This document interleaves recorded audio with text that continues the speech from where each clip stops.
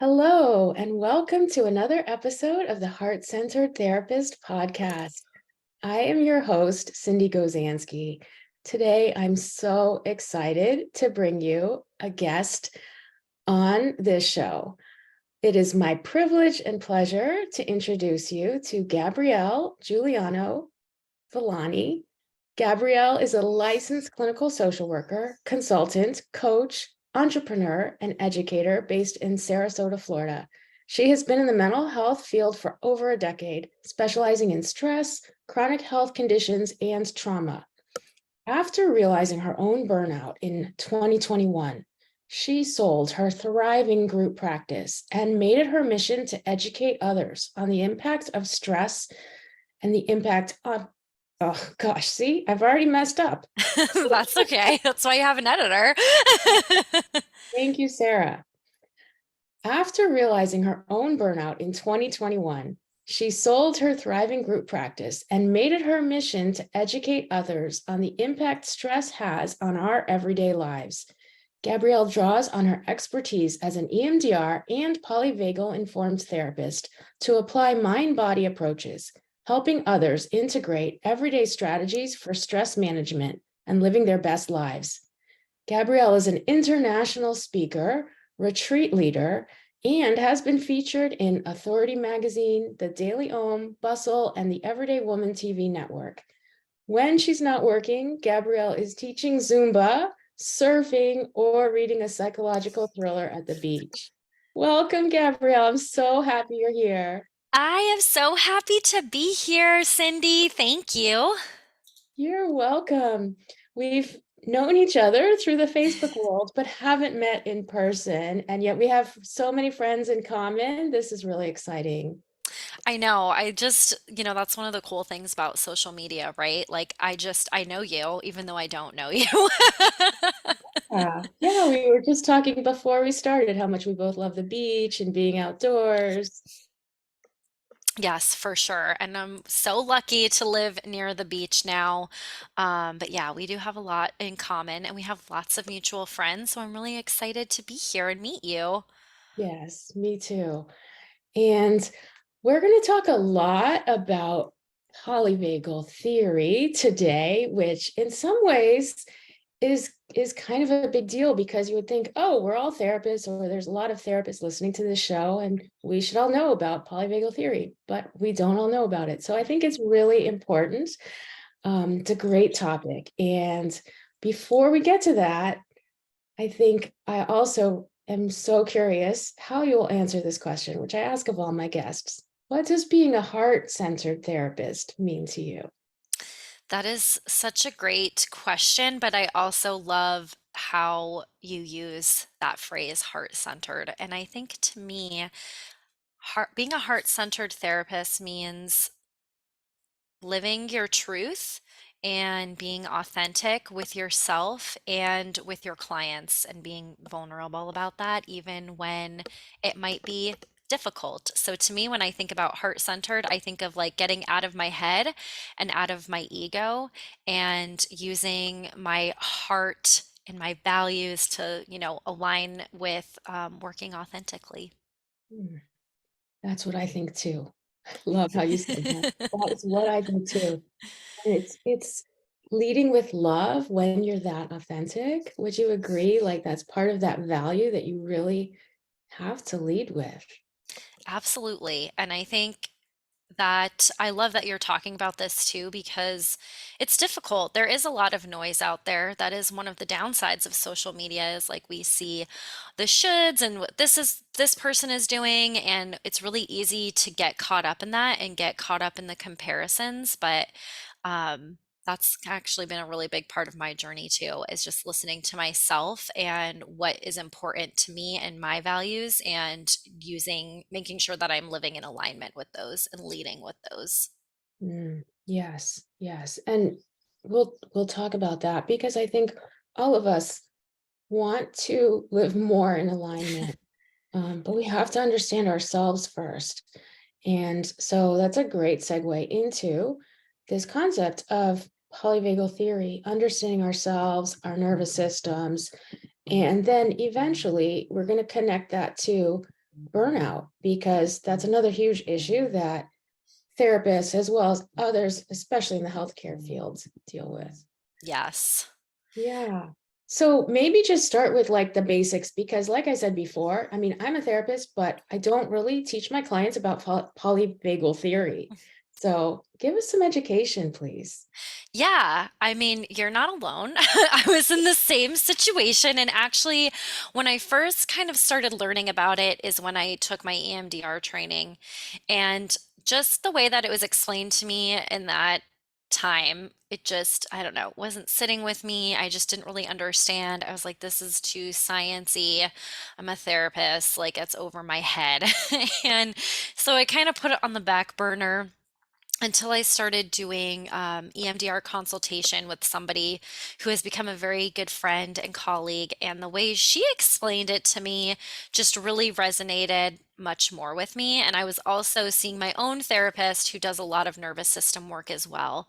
And so to me, this just, it was like the light went on, and I was like, okay, I get it. And that is because we all have a nervous system. And once I started understanding, like why kind of I am the way that I am, and really paying attention to my triggers and things that bring me joy, I was able to have more flexibility and understanding as to why I respond the way that I respond. And not just me, my clients too. And when I was seeing therapy clients, I educated every single one of them on this. And even now, when I do coaching, I still talk a lot about polyvagal theory and nervous system work because it really is the foundation of our emotional responses. Hmm. Wow. And so it has helped you understand yourself, and then you share that with your clients. And it sounds like it's really been, gosh, kind of life-changing for you, Gabrielle. It has been like, and that is why I'm so passionate about it and I love talking about it. And another mutual friend of ours, Andrea, she calls me the polyvagal princess. Oh, I I'm love that.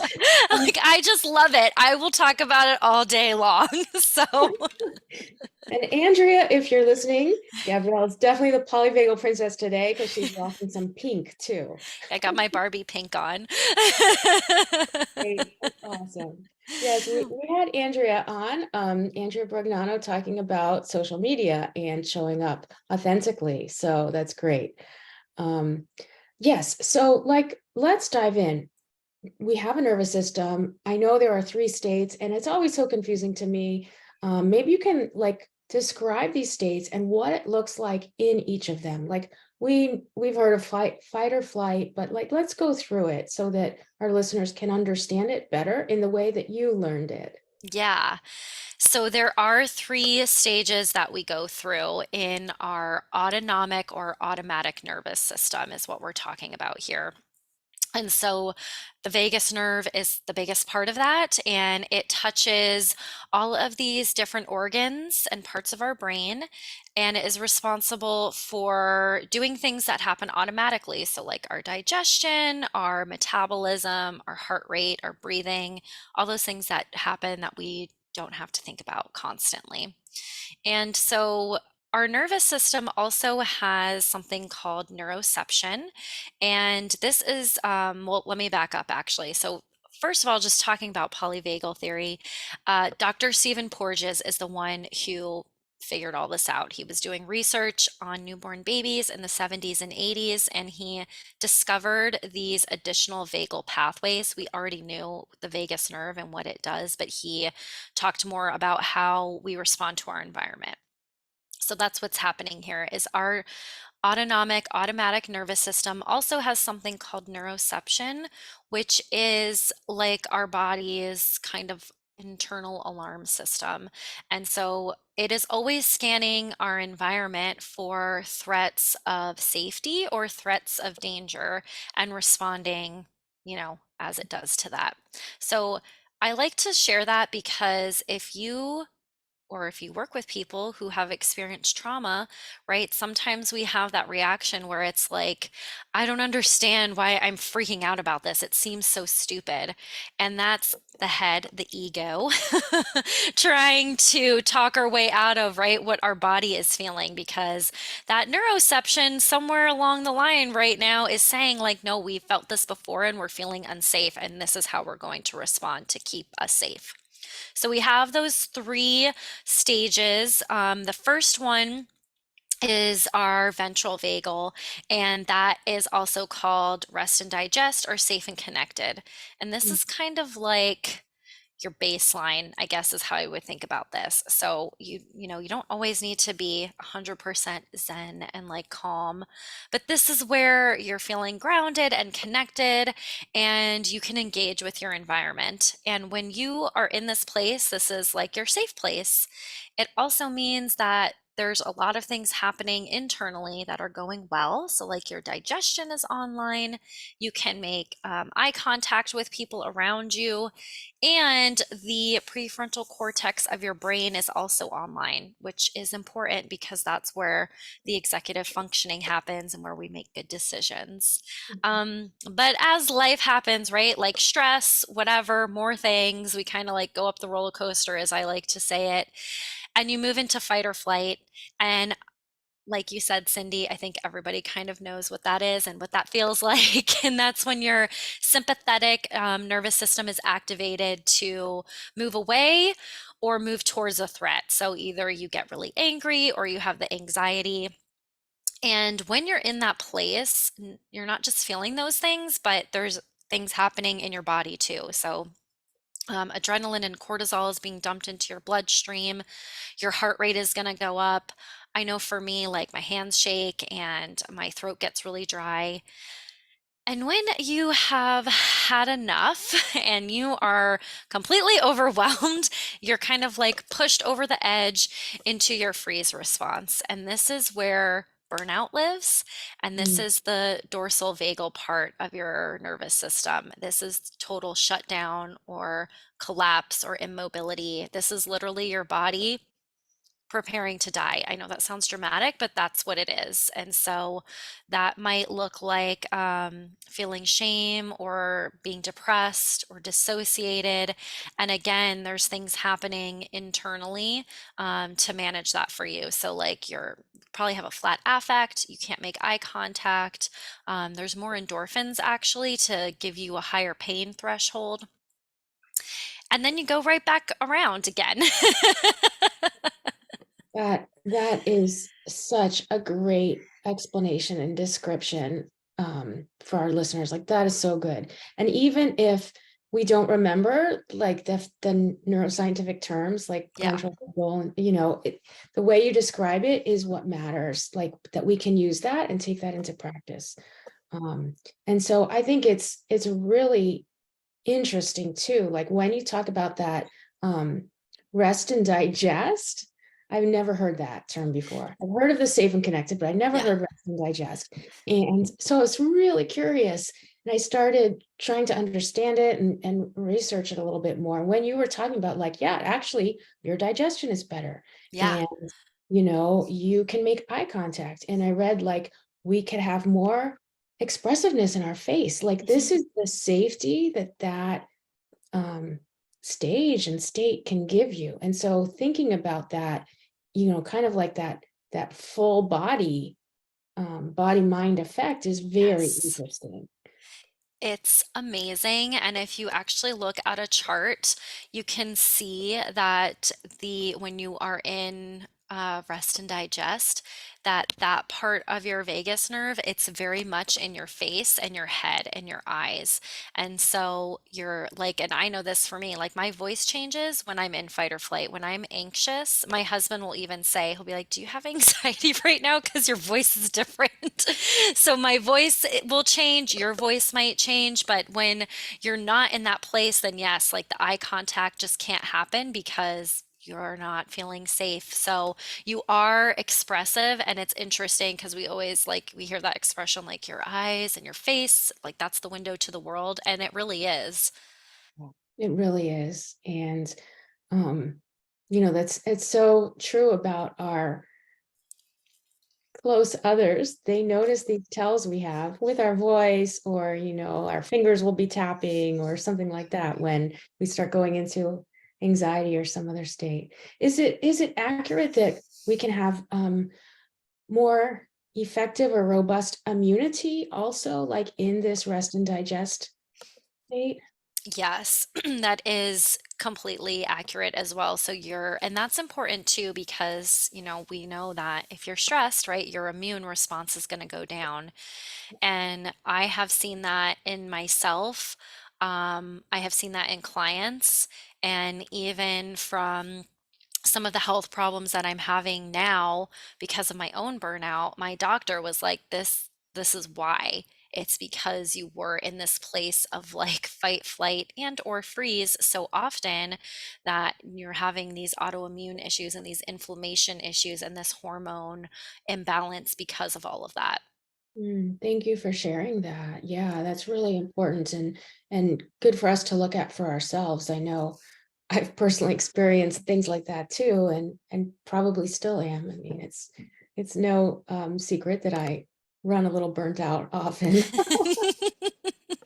it is important to talk about because it happens a lot in our field, and not just, as therapists, but even before when I was working as like a caseworker in child protective services.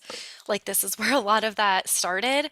And it's for anybody who experiences this. Like it's just important for us to truly know that how important like stress is if you have too much of it, what it can do to you. Because I think what happens is we just kind of get on autopilot, we're not really paying attention, and then, before we know it, we're in a dark shitty place.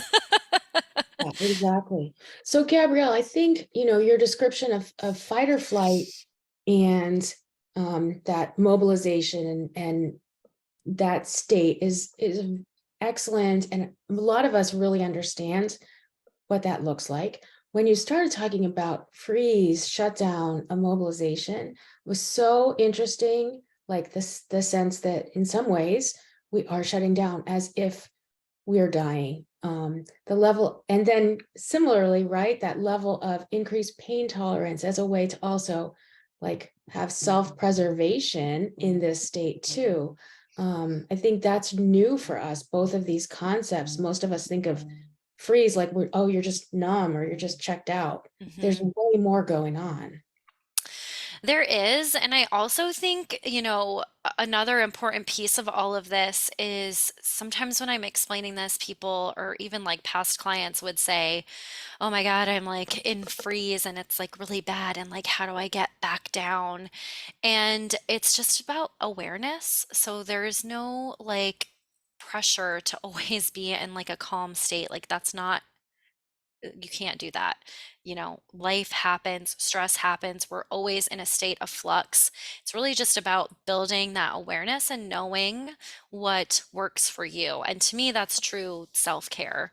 And so I know now, after doing lots and lots of work on this and getting to have a better understanding of myself, that like if I'm in freeze, I don't need to try and force myself out of it. I know what I need there. I know that that is my body saying it's time to rest. I know that I need to say no, and that I actually kind of went through this yesterday because I had a big kind of social day with meetings, and I knew at the end of the day that I was going to be in that place where I didn't want to talk to anybody.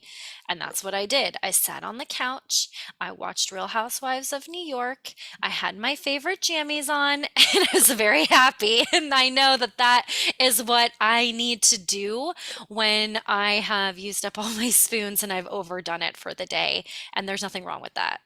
Ah, right. That's so great. That's so great. Thank you for sharing that. Such a personal but great example, right? Like that's a way you can get out of freeze.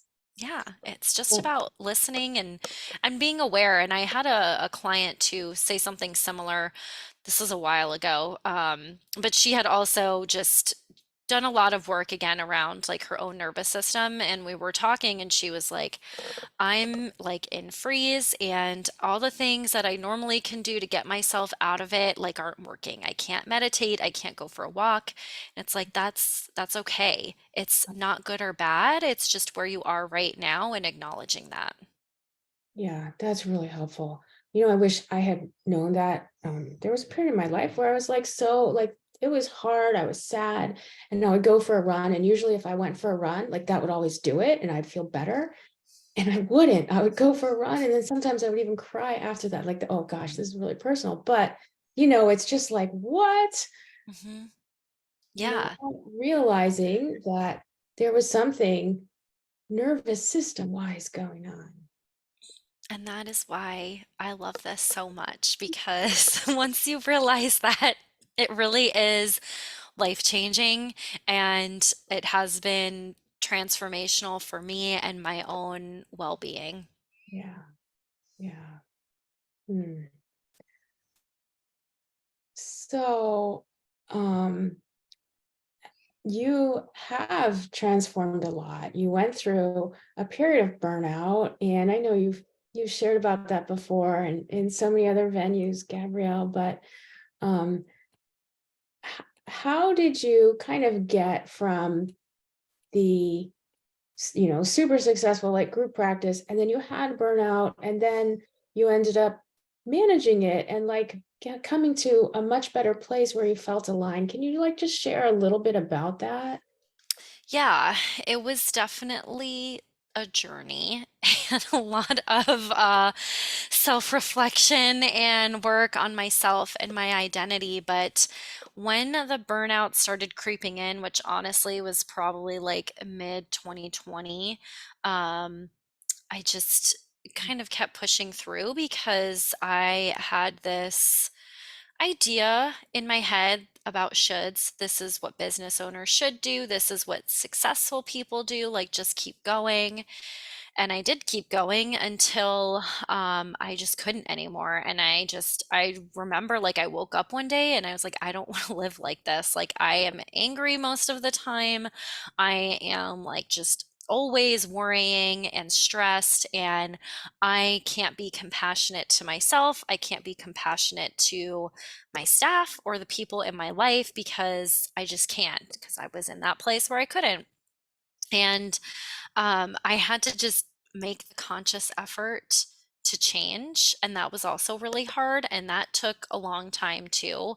So I even after I sold my practice, I was still kind of like in this burnout phase of like negativity, and actually going on a retreat with Megan, another mutual friend of ours. Megan Gunnell, she's Yes. so amazing. She had a retreat for therapists in 2022 in Costa Rica, and that just really opened my eyes. Like, it just, even though I didn't see it then, it, like things afterwards really helped me. Just think about like, what do I want my life to look like? And since then, which has been like a year and a half now, it is a conscious effort every single day, and that could also be because I have ADHD, but I have to make a conscious effort. Like, it doesn't come easy to me, and it's it's work, but I know that when I do the things that I need to do, I am in a much better place and I am living in alignment. And I think that's been really hard because I am somebody that is also, struggled with people pleasing and what should I do? And everybody else is doing this, so I should do it that way. And so I have to get really clear on me and my goals and my values. And I know that when I live in alignment with those things, I do my best work and I'm happy. Mm. Oh, wow. Thank you for sharing that. Like, this is what is incredible when I have a guest like you who's not afraid to be so vulnerable and share some of your intimate journey, because it's really going to help another listener out there. It's really going to help somebody else check in and say, yeah, maybe this isn't working for me. Maybe I have a little bit too much people pleasing, and I would like to know what I want to do for a change, but I'm scared. And that's so normal when we can hear somebody else who's been through the same thing. Like it feels so um, encouraging. Well, thank you, because I always am a little, I always get a little nervous when I am like super vulnerable about that. But that is why I do it, is because I wish that I could have heard somebody say that when I was in that place. Mhm. Yeah, yeah, it touches me so much to hear you say that, Oh, Gabrielle, and I know it will for so many other people out there because this is, like you said, real life, and it's a practice to be able to understand ourselves, checking with ourselves, and then intentionally create that kind of life where we have that alignment. And it takes getting vulnerable and honest and like sometimes going out of your comfort zone or going, to a retreat or something else. It doesn't have to be a retreat, but that definitely opens up things for you. it does. And it was very uncomfortable. And I think just very outside of like my normal way of living. And I know for some people, they might be like, well, duh, I do that anyway. And that's great. And I'm very happy for you that it comes so easy because it is not as easy for me. Yeah. This is what I love though. Like you're so real, well, it doesn't come easy for so many of us. And when we share that, right? Like people would say, "Oh, well, what do you mean? You're super successful, Gabrielle." And what do you mean it's hard to like talk to people all day? Nobody would ever believe that. Yeah, exactly. And it's like it is. Yeah. But that's why there are many paths to healing and to success. And what I think is success now is not what I thought success was like 5 years ago. And that's okay too. Like those things can change, your values can change, your identity, your life can change, and that's okay. Yeah. Yeah, exactly. Um, well, I probably should have asked you this at the end, but what do you think success is now? I'm so curious. Oh,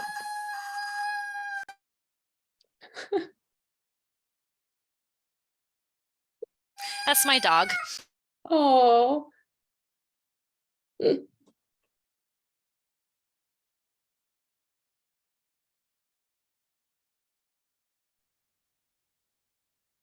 Oh my goodness, what a cutie pie.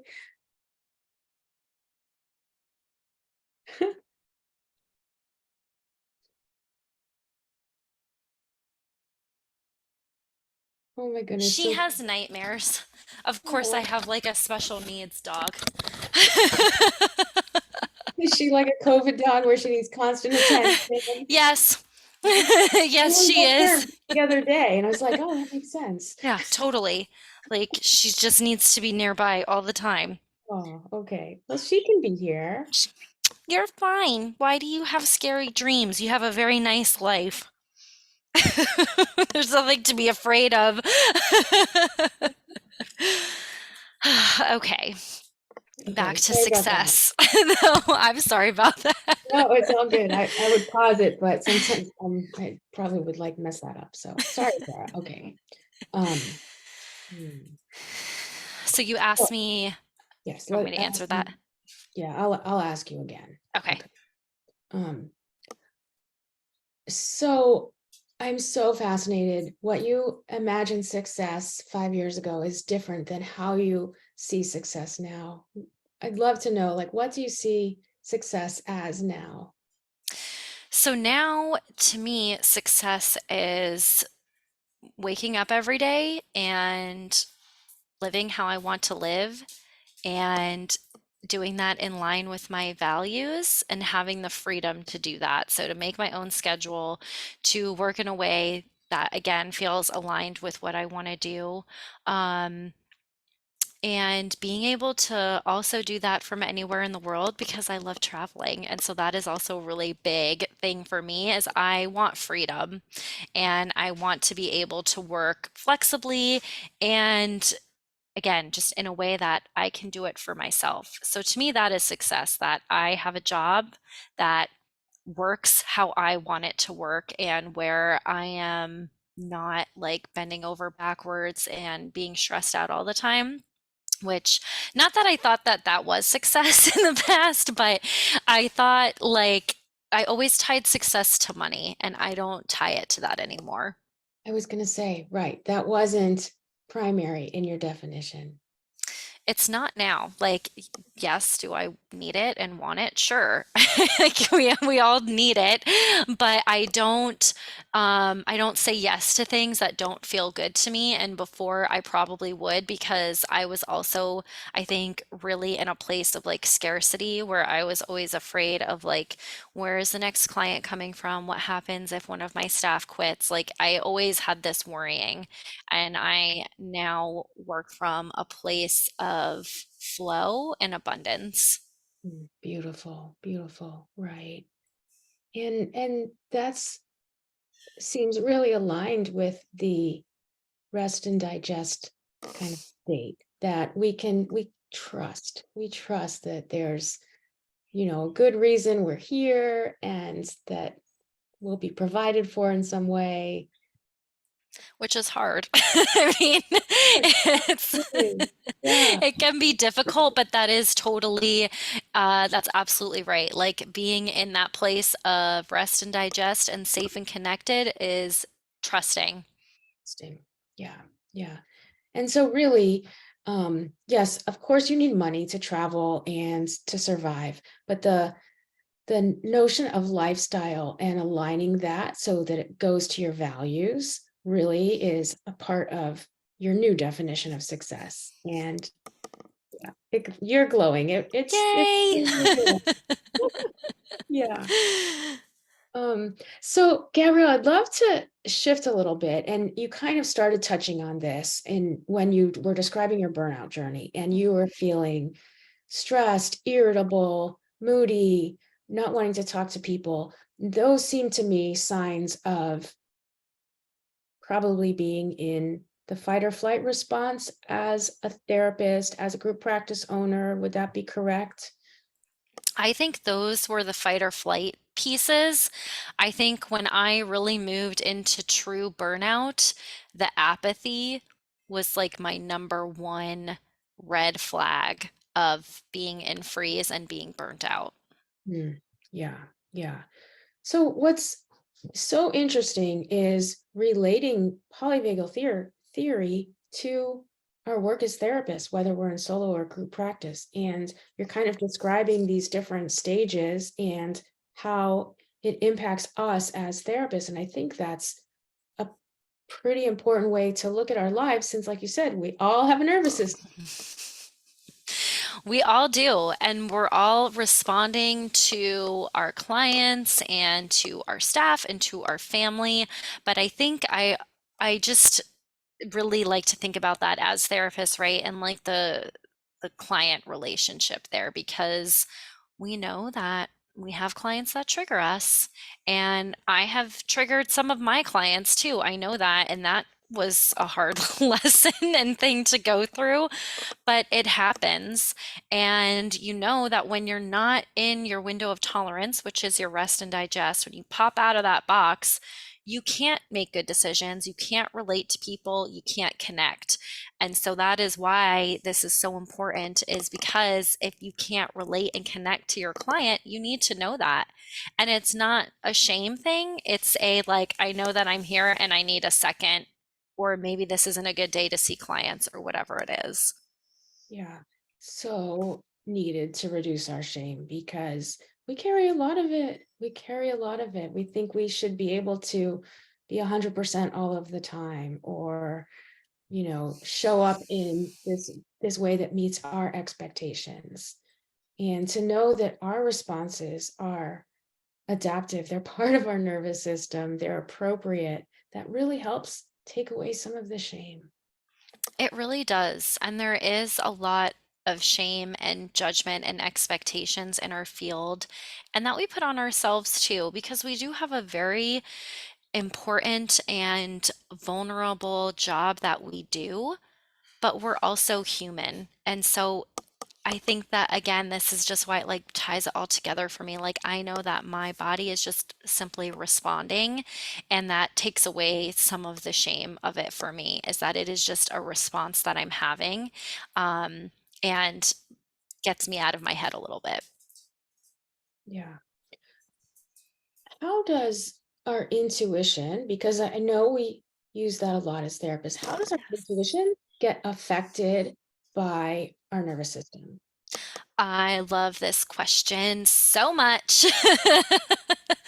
As somebody who, yeah, that's a different podcast episode. But what I will say about this is you can't be intuitive and you can't use your intuition when you are in fight or flight or freeze because those places are trying to protect you.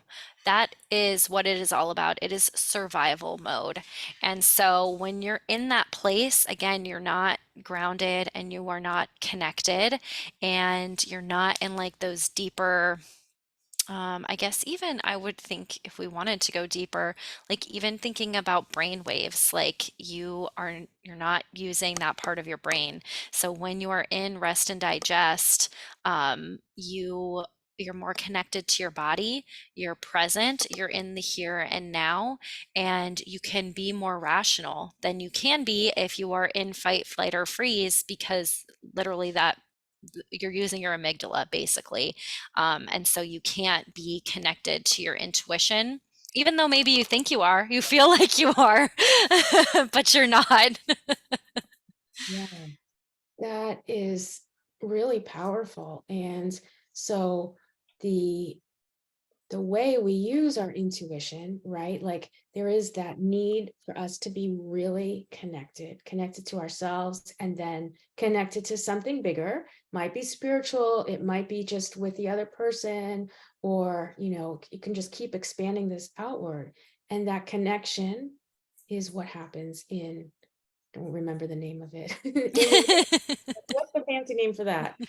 It's your ventral vagal, but rest and digest is fine. There you go. Yeah, not fancy. But so that's really powerful and would make me curious too.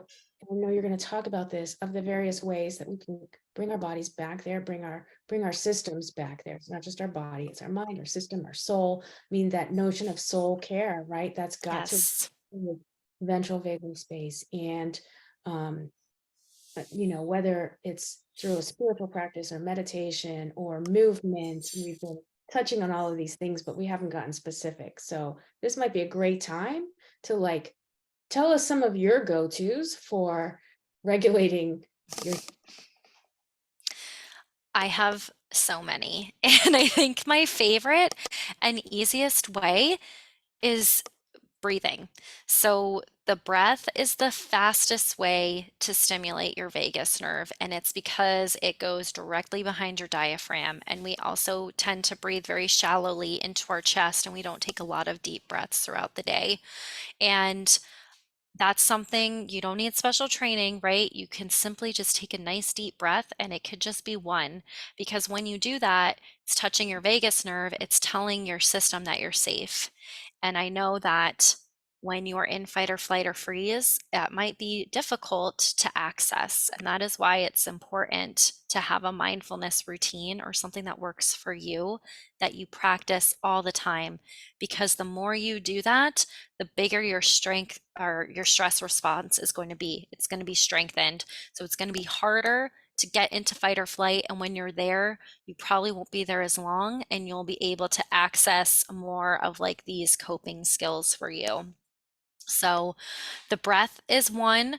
But again, everybody is a little bit different. Something that I do with clients is nervous system mapping, where we go through each area of your nervous system and we talk about triggers and glimmers, which are like good things. And so I would encourage you to think about that. Like, what makes you feel good? If you love the beach like we do, when I lived in Colorado and it had been snowing for 6 months and I was freezing my ass off, I had a picture of my favorite beach on my desk and as the background on my phone.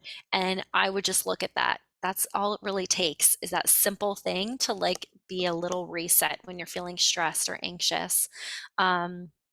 So those are a couple of ways. we definitely think a lot about mindfulness, of course, and whatever that looks like for you. So you don't need to, I enjoy meditating, but I know that's not for everybody. So if you like running, or if you like going for a walk, or if you like to pet your dog, or laugh and listening to something funny, or smell your favorite candle, like just make sure that you're doing a little bit of those things throughout your day. Those are really small things. And then I just personally like have some bigger routines that really help me. Like I've talked about this before too. I sit outside every morning and I have my coffee and I get sun and I listen to the birds, and morning sunlight is really important for a lot of different things. But that is like that's one of my biggest things actually is that morning sunlight that makes sure that I have a good day. And even if it's a little cloudy, I still go outside. And I know that's not possible for everybody because I just happen to live in Florida, but that's why we have Hatch. Is that what it's called? And like the other things that are like artificial sunlight that can work too. But find a routine that works for you that doesn't feel overwhelming. Yes, that's really important. Um, I love the sunlight too, and that's huge for me. Well, sunshine and coffee.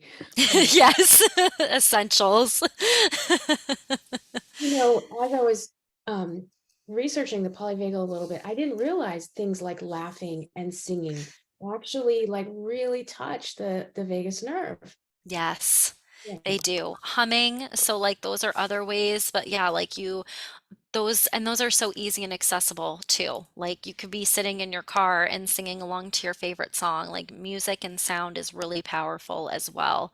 Um, so those are like some actual things to stimulate your vagus nerve. There's more. You could do tapping on your chest, because again, your nerve goes right there. That's an easy way to stimulate it. It's like your breastbone, I guess I would say. People Wonderful. can't see. Right. If people are into tapping like with the chakras or something like Yes, you can do that. And then there's also things like boundaries. That's a huge way that we protect ourselves, right? And that is also work, but I know that there are things that I can't or don't want to do because they are not in alignment with me. And that is another way that I help myself stay healthy. Mm. Right, right.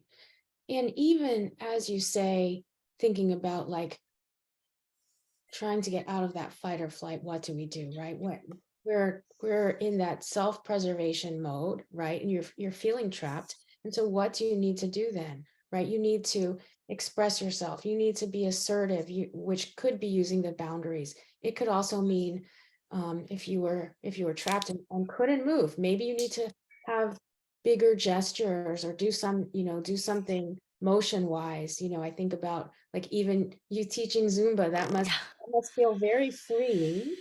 And what a great practice that you do, and help others do too, like to have this kind of like movement recipe in their day. Movement is huge. I mean, again, we always think that there's like this big breakthrough or whatever, and it's really just all the small things that make the big differences. And so movement is one of them. And again, that just needs to be whatever works for you. If you don't like dancing, then don't come to my Zumba class. If you just get up from your desk in between clients and simply stretch or walk around the room, take a nice little reset, go outside if you can, like just whatever you need to do, but moving your body is so important, especially if you're in fight or flight. I always find that really helpful to kind of like discharge energy to like shake or something. And the other thing that's really important is the power of connecting. So, relationships, we heal in safe relationships. So, have people who are your safe people that you need to go to vent to, or that you just feel safe with and that you can connect with, because this work can be very isolating. Yes, right. That is huge. And you shared a little bit about that power of connecting, like when you went to that retreat in Costa Rica. That sounded like those connections really were healing for you. They were, and that is why one of the reasons why I love retreats so much is all the people that I went on that retreat with, I still talk to.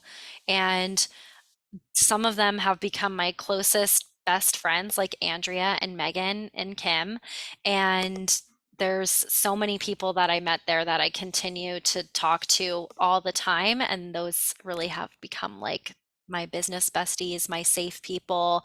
I talk to Andrea every day. So, and so you need that. You need to co-regulate with other people. Even though I am really introverted, it doesn't matter how introverted you are, we need to connect with other human beings. We're wired to connect. Yes, that's so important. I was thinking about that this morning, because it is hard if you do tend to be more introverted to find that energy to connect Yes. in those deep ways. And then sometimes we think, oh, well, we're connecting, we see our clients or we see our family members or whatever, but it may not be as deep of a connection as one really needs. Yes. And it can be hard when you're introverted too. Like I struggle with that also, especially when I was doing therapy because I had done so much output throughout the day that it was hard to do it, after work hours. But again, it's just about finding ways that work for you. Like some of my friends know that if it's like a quiet time, then yeah, they might come over and hang out with me, but we'll just be sitting on the couch watching a movie together and not talking. Love that. And how cool that you met your friend Andrea on a retreat and now she's like a best friend that you talk to every day. Like this is the power of retreats. So you've got to share with my listeners about your upcoming Beyond Burnout retreat. And that is exactly why I started it or put it out there is because of the way that retreats really are transformative. And we think like, am I really going to change my life in 5 or 6 days? Yes, you are, because you are kind of plucked from your normal everyday life and you are put into a place with beauty and nature and calmness with safe people. And that is one of the ways that we heal burnout. So my retreat is in January 2024. It's in Belize at a place that I have stayed at before, and it is stunning. The toucans come every morning and eat fruit with you while you're having breakfast, and you'll hear howler monkeys. And it's just stunning. It's right on the McCall River. The infinity pool there overlooks the river. I'm also a sound healer, so we'll be doing lots of sound healing. I have special meditations for us to clear and restore energy. We'll be doing more work on polyvagal theory and understanding our nervous systems. And we'll all be there together eating yummy food and watching beautiful sunsets. Oh, sounds amazing. Sounds so beautiful. I cannot wait. Yeah. Wow. I've only stopped over at Belize, but it was so cool. And the people are so warm and welcoming, just amazing culture of people. And that's that's really cool. Yeah, that just adds another beautiful layer to it because Belizeans are very warm and friendly and they're very outgoing and they love to talk and they love to help. So yeah, the staff there, like, and anywhere really, even at the airport, it's like you don't expect that at the airport, but even immigration is super kind and welcoming to you. Something so special, amazing. Um, we don't all know what sound healing is, Gabrielle. Sound healing it's also sometimes called vibrational medicine. And we use instruments, all different kinds, and vibrations, to clear stuck energy, to restore energy. You can even heal physical ailments with it. And really, the best part about it is that it's another way to stimulate your vagus nerve. And you don't have to do anything. All you have to do is lay there and listen to the sound that I'll be playing for you. Mm, wow, sounds so beautiful. You have an amazing Instagram where you share some of your sound healing programs with people, like, or even just sessions, right? Yes, I try and do those a couple times a month.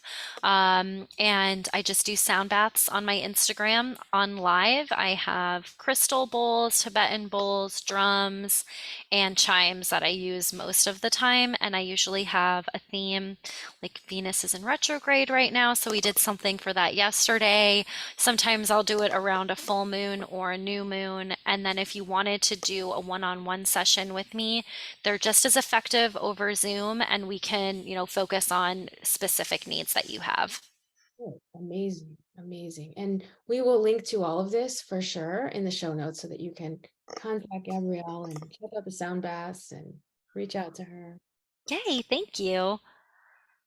Well, I want to ask you a couple questions as we kind of wrap up here. I mean, you are such a unique therapist, having built and sold a group practice, very young, and yet you're still like talking about polyvagal theory and clearly in the therapist world um, as an entrepreneur. If you could go back and tell yourself anything when you were just starting out as a therapist, what would it be? This is going to sound really cheesy, but it is to believe in myself. I think that is the thing that I struggled with the most was imposter syndrome. And I know I talked about this throughout this episode too, but like the shoulds and the comparison. And if I would have just believed in myself and known, and I believe this now, that you really can have your dream life, you can have anything you want. And I had such a hard time seeing that then. I feel like I would have had less struggles, but I'm grateful for them because they brought me here. But we are all unique and different, and you really can have anything if you dream it. Oh, so powerful. What a great message. Everybody can just take that in, right? That we do need to believe in ourselves, have those dreams and go after them. So, with your dreams, what are you celebrating and excited about for the future? I am celebrating and excited about helping more people thrive in their practices, whatever that looks like, in understanding more about the business side of owning a practice. And I think most importantly is doing more retreats because I really feel like that's where the transformations happen.